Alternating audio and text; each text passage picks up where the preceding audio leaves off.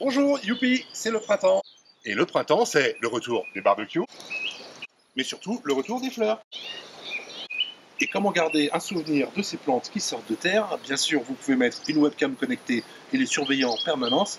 Pas très pratique pour le souvenir. Et sinon, pourquoi pas faire un film en stop motion?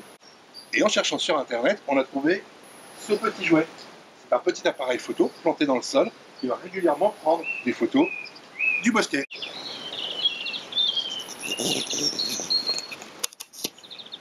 Alors voici l'engin.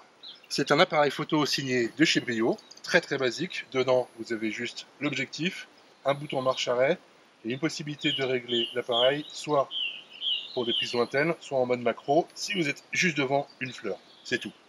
Derrière, c'est très basique, pas grand-chose. Juste une clé USB dans laquelle on va stocker les photos. Et ici, une possibilité de régler le temps de photo entre une photo toutes les minutes et une photo toutes les 24 heures. Donc c'est basique, c'est pratique, jusqu'à un certain point, c'est qu'au moment où vous voulez vous positionner pour le mettre en face de votre bosquet, pas d'écran de contrôle. Alors pour trouver l'horizontale, il faut peut-être aller chercher un niveau à bulle.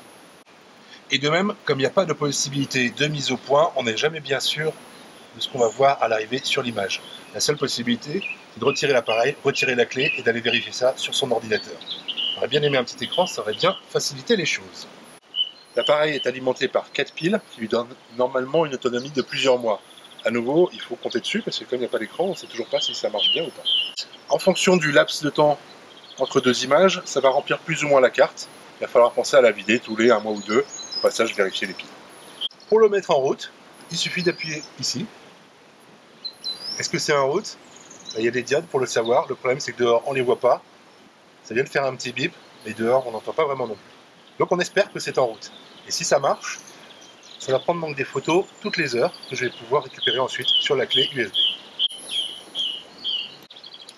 Pour récupérer les images, il suffit de reprendre la petite clé USB et de l'enficher dans l'ordinateur.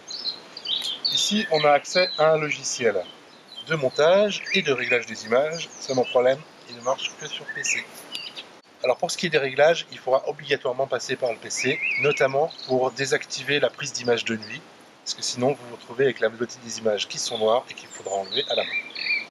Pour ce qui est du montage de logiciels vidéo, c'est pas très grave, il permet notamment de faire varier le nombre d'images par seconde, mais finalement vous prenez les fichiers vidéo qui sont là, vous les importez dans n'importe quel logiciel de montage et vous pouvez jouer avec. Alors il y a un bug quand même, c'est que je n'ai pas réussi à faire des prises de vue sur plus d'un mois.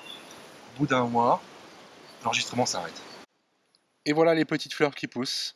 C'est pas très net, on est tributaire des réglages de temps qu'on a mis au début, mais ça fait quand même un très joli souvenir du printemps.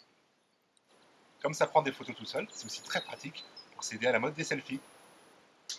Alors que la photo, c'est dans une demi-heure.